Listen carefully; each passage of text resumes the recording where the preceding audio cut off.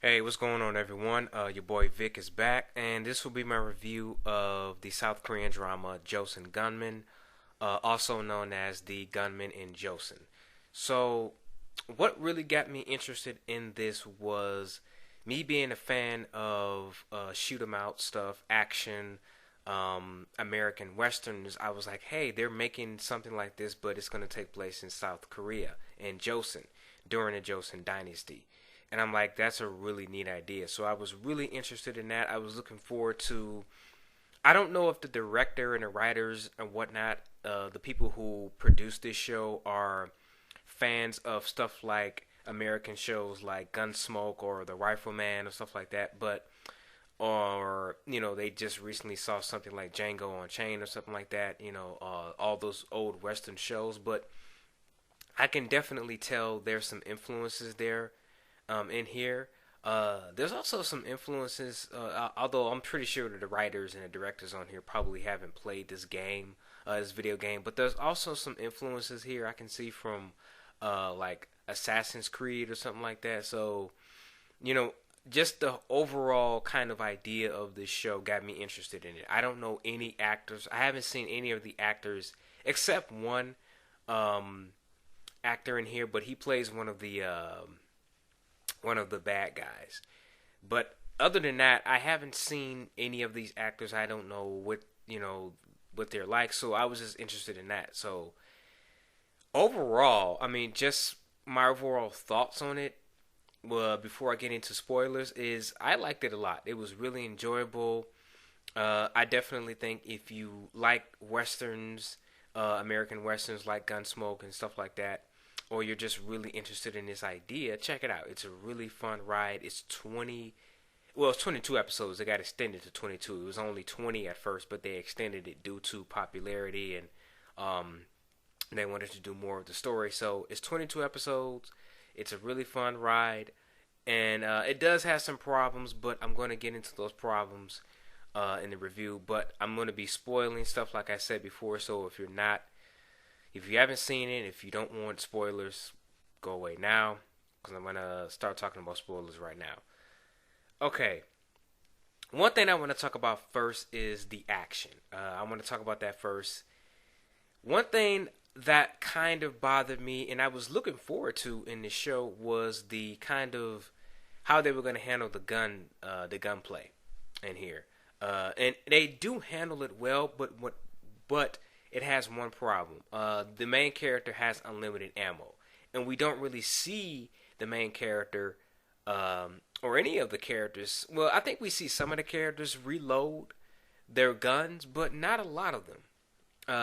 Especially the main character, he just seems to have unlimited ammo. I mean, he's shooting, but he's not reloading, and this happens a lot, like in westerns and stuff like that. So I can kind of give it a pass, but you know, and I'm pretty sure this show wasn't trying to be uber realistic. I mean, it has a very stylistic uh, theme going on with it. So I was expecting some really over the top type of action, but it would have been nice if we would have seen the character kind of reload sometimes instead of just him having unlimited ammo. But the gunplay between the characters is done really well. I like how he spins the gun and stuff like that. And I also would have liked to see a little bit more of a variety of guns. So that kind of was disappointing, but that's really just nitpicking, to be honest with you. But other than that, like I like the action. I thought the action was well done. Even when they're not using a gun, they're using their fist or they're using their swords and stuff like that. It's really well choreographed with the action and stuff in here. So I really was excited when I was watching the action in here. So they did a good job with that overall. Um, like I said, the overall look is pretty cool. It's really neat. The main character kind of has a look between Assassin's Creed and like an American Western. Sometimes he wears like a hat. I forget what they're called, those straw hats, and sometimes he doesn't. And I really like that a lot. Like sometimes he'll have the hood on. Like in earlier in the series, he had the hood on where he looks like a something from Assassin's Creed or whatnot. But then he has, and then later on in the series, he has the straw hat on, which kind of makes him look like a Western shooter, and it's pretty neat. So I really liked the overall design and look of the show. Like it's well made as far as like the production value and whatnot. So there's that. Okay, I want to talk about the my first problem with this is the character identity thing that was going on in here. The main character, his father gets killed by the main villain in here, Park Yu Kang. His father gets killed in here by the main villain, and the main villain also wants to kill his son. So Park Young Kang gets shot, and everybody thinks he's dead. Everybody thinks he's gone and whatnot. His friends, his family, everybody just thinks he's gone. He's out of the picture, but he survives and he goes to Japan, and he goes to Japan and he learns some things. He learns how to shoot a gun there and whatnot, and he comes back and he has glasses on and he has like during this period, during the Japan restoration period, during that Meiji era when they were, started to dress more like Westerners and whatnot. He comes back and he has the glasses and the suit on and whatnot, and nobody recognizes him. And that is a problem. It's a common trope in a lot of Asian dramas. And not just Asian dramas, it happens a lot in just fiction. And it never works out because I never buy it. It's like that Clark Kent Superman thing. It's like, it's a fun contradiction, but it's a contradiction. It's like, we know who you are. We can recognize your face. There's no way that nobody's going to look exactly like that person who just died. And they show up out of nowhere. It's ridiculous. That to me I think what they should have done is just did a face change or an actor change. You know what I mean? Like, he goes to Japan and they'd use a different actor. When he comes back, he's a totally different person. His face has changed. That would have been more viable.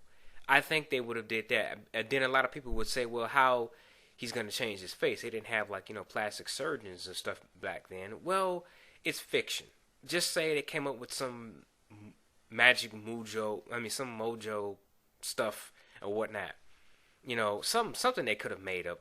It's a fictional universe, so it doesn't have to be completely accurate to history and all that. So just say somebody in Japan knew how to change faces back then, and they changed his face. That I would have been totally fine with that. I would have been so cool with that if they would have done that. But the whole secret identity thing, it was really tiresome. But they got over that eventually. People found out who he was. His enemies found out who he was. So we got past that. But I think if they would have done it another way, it would have been it would have flowed much better. It wouldn't have been as annoying and as excruciating to get through because it's so obvious that it's him. It's just kind of ridiculous. But yeah, that bothered me. That was one problem that I had with the main character. Another problem I would say is probably some of the side characters that they were developed really good, but some of them kind of felt useless. I mean, I like his little sister. I like the love interest in here, Jung So-in. She's pretty cool. I mean, she has her own motivations and whatnot. She's not just the love interest. She has her own dreams and hopes and whatnot. She wants to, she believes in this whole, let's make a new Joseon where we don't have to bow down to kings and queens and whatnot. So I like that about her character, but she's still just kind of timid and she helps out, but I think she could have had a little bit more development with her character. But other than that, her character was fine. There's that. Now, I want to talk about the villains in here because the villains in here are really interesting. Cho Woo-shin, I liked him a lot. The actor who plays him does a really good job. He's really menacing and intimidating. And I like that he's not just evil for the sake of being evil. They actually developed his character. He doesn't like who he's being commanded by because the person he's being commanded by is, a power-hungry fool. And he wants to keep Joseon as it is. He doesn't want freedom for all of the people. He just wants it to be bow down to us, the kings and the queens and the people in power, and you people can suffer all you want. We can have all the goods, the women, the food, the good drinks or whatnot, and you people, you normal, regular people who are not part of the royal family and whatnot, y'all just gonna have to find a way to survive on your own. And he sees Wu Shin as nothing more than a dog who does his dirty work, who gets dirty, gets his hands dirty for him. And Cho Wu Sin doesn't see it that way. He's like, you know what? I'm sick of taking commands from this guy. I want to be in his position, you know. And you can see that his character is just really well developed. Like I said, he's well acted, and he's got a daughter that he cares for and whatnot. But my problem is, during the series, he has a beef, because he's the one who kills Park Yu-kang's father, and Park Yu-kang has come back to take revenge on him. And Park Yu-kang gets a good chance to kill him, and he does.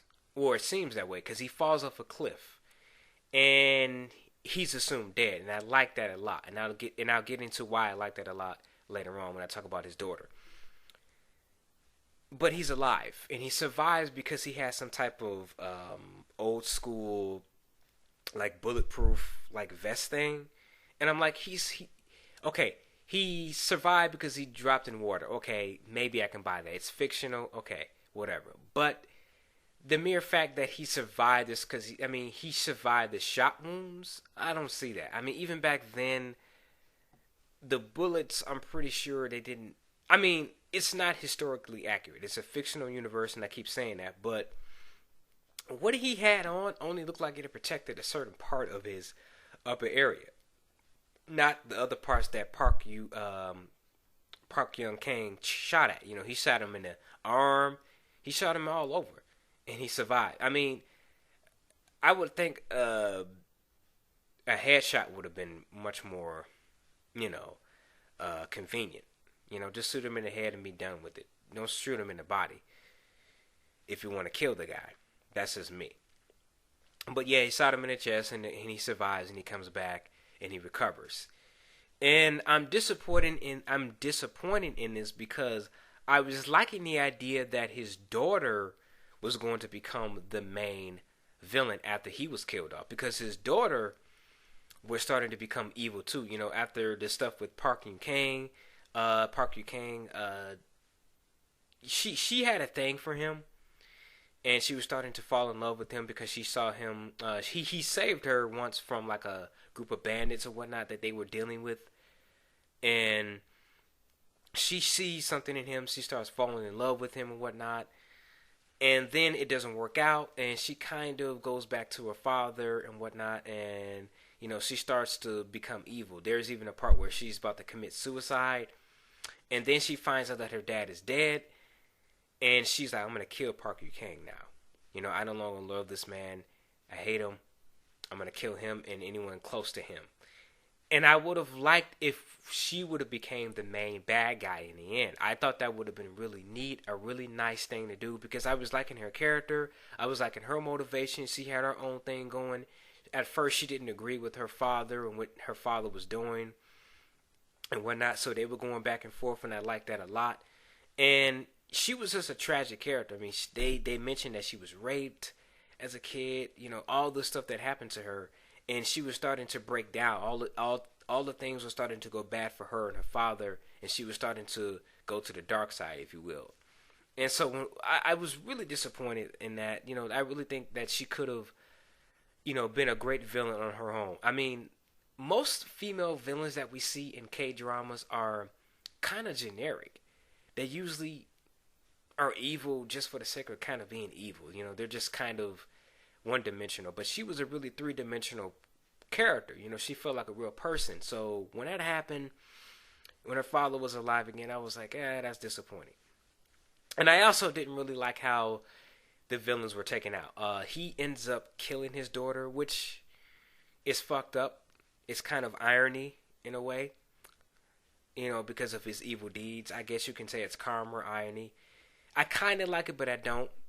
But then the way he's taken out is, he has one gun battle with Park Yu-kang Cho Woo Shin has one battle with Park Yu Kang, and Park Yu Kang doesn't shoot him. I'm like, this is the point where you need to kill this guy. I'm like, you're gonna let him get away again? Like after all the stuff he's done, I mean, he nearly killed the people really close to you, and you were gonna have nothing left. This is the time where you need to just say, I gotta take this guy out. But I understand it too because he's trying to keep his morals. He doesn't want to become a monster. Okay, I'm fine with that. But this is the one guy you need to break that moral code for and just take him out because he's gonna keep coming after you. But in the end, Cho Woo Shin ends up shooting himself in the head. His daughter's dead. He doesn't see any reason for going on. Park Yu Kang has defeated him in another gun battle, and there's that. I just think that the villains in here were really well developed, but they could have done a little bit more interesting things with them that could have made them really, really memorable, great villains. I mean, they are memorable villains. They're good, but they're not great. That's what I'll say. So, yeah, I really like the hero-villain conflict in here. They did a good job with that. And like I said, the characters in here, for the most part, are really well developed. I mean, there's police characters in here who I really like, and other side characters. There's the king and the queen of Joseon, who I like.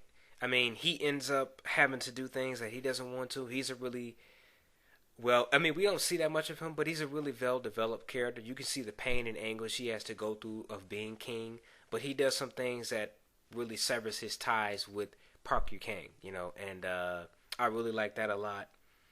So yeah, the characters and the acting in here was just really, really well done. I mean, the performance level that they were able to bring out with these actors is really, really impressive. I like the soundtrack too. The soundtrack was really good. Some of the soundtrack though sounds like some stuff from Chris Nolan's Dark Knight. Like there's really, I don't know what Hans Zimmer theme it is, but it's one of the themes from the Dark Knight, and it sounds really similar to that. I don't know if they took sound beats or whatnot, but it just excuse me, it just sounds really similar to one of Hans Zimmer's Dark Knight soundtracks. Uh, the ending I like a lot. This is one of my favorite endings. It's probably my favorite ending since The King Two Hearts. That's a really good Korean drama that you guys should check out. It's an open ending. Throughout the series, they start calling Park Yu Kang the Dark Gunman of the Moon.